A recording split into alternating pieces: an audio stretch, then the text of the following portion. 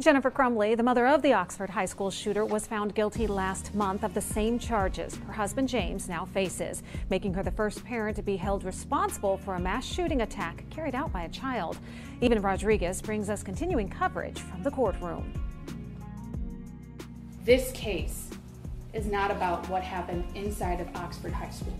During closing arguments, James Crumbly's attorney pleaded ignorance on her client's behalf, saying he did not know his son had gained access to the gun and didn't believe there was an imminent threat of danger. If the prosecution had evidence that James knew that his son was accessing firearms without his permission, the prosecution would have shown you that. But you didn't see it. The prosecution arguing Crumbley was not only irresponsible, but acted with gross negligence, saying it's his fault the weapon wasn't secured properly and that he ignored warning signs regarding his son's mental health. This case is not about holding James Crumbley responsible for what his son did. It's about his legal duty and his failure to perform it, or to perform it in a negligent way.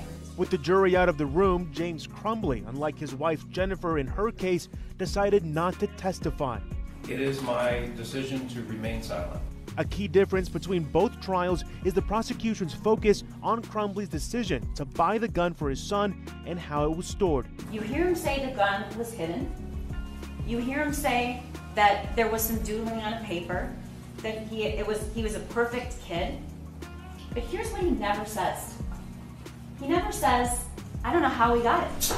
Jennifer Crumbley's case was the first time a parent of a school shooter was held directly responsible for the killings. A jury now faces another historic decision.